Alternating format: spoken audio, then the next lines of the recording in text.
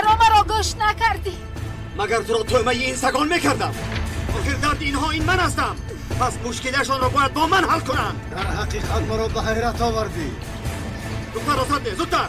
سرده میگویم، من هم او را سر میدیم. برادر بزرگ، او را سرده، من هم نفسم رو راست کنم. یک حرامی میباشی.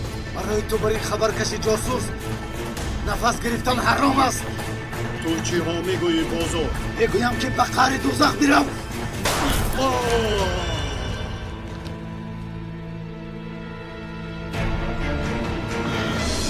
سلاحت را پرتا عارف.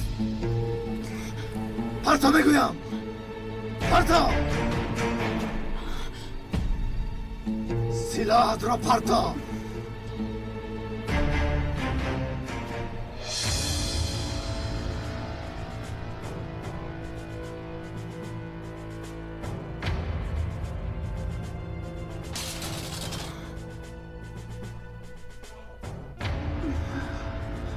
دیدی؟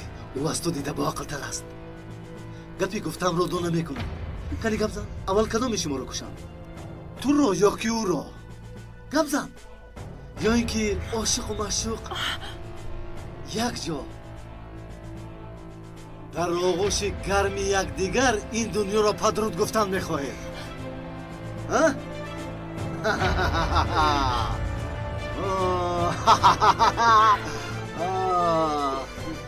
در چقرچه یکی از رفیقان شما را نمیخل کشته بودم. زخم برداشته بود. من از دست رفتم زاری میکرد. دروغ نگو پلید. یگان رفیق من پیشی تو برای سگ زاری نکرده اصلا نمیکند.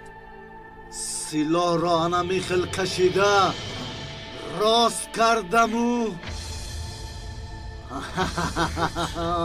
تراندم و تیر به پایش رسید.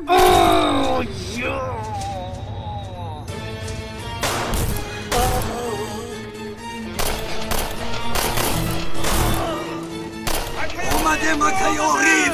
سوما آدمی خواب را بین هوشم.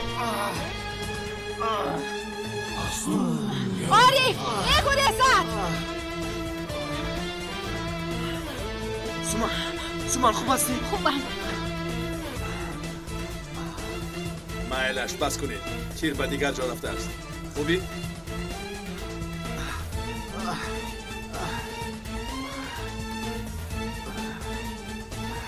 این دفعه گریختن نمیتوانی. تو برام میشنوی؟